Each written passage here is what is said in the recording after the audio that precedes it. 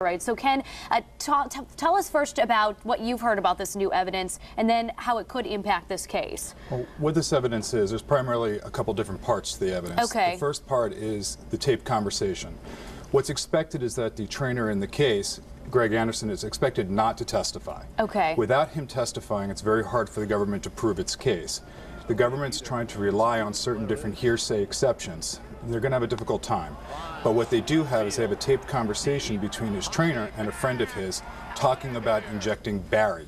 Not Barry Bonds, but somebody named Barry. Okay. And what they're talking about are different injection sites, because what had happened was the trainer had injected another baseball player in the same place, and it created a cyst, if you will, a large fist mass that was obvious. So they had to talk about moving the injections, that you can't just hit the same place. You got to go from different areas of the back, different areas of the legs, and different areas of the buttocks.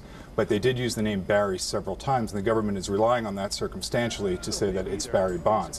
What backs up the government's story is that there's a doping calendar that they found while they did a raid through a valid search warrant. The calendar shows that the trainer, Greg Anderson, injected Barry Bonds on certain days.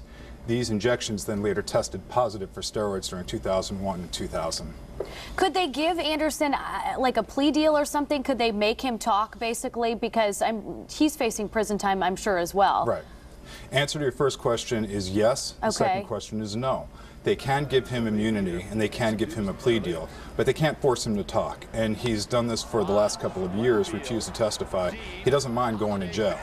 He's a friend of Barry Bonds, and he's not going to admit to what he did. So they fully expect that he's not going to testify, whereas his friend Steve, former friend, is willing to testify. They had a falling out over the sale of memorabilia, and Steve is willing to be a government witness, and that's a big problem for Barry Bonds. So where do you think this is going to end? It's been going on for so long. When do you think it's going to end, and where do you think the chips are going to fall here? Well, I think it ends today. Because I think what the judge's ruling is going to make one case very strong and one case very weak. The circumstantial evidence against Barry Bonds is enormous.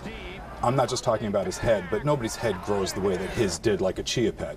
So the circumstantial evidence is enormous. If you back it up with the other evidence that's found, the doping calendar, the positive steroid tests, if the judge lets these materials in, Barry's looking at having to cut some kind of plea deal. All right. Thanks so much, Ken, for shedding light on this. We appreciate it. Thank you, Pat. All right.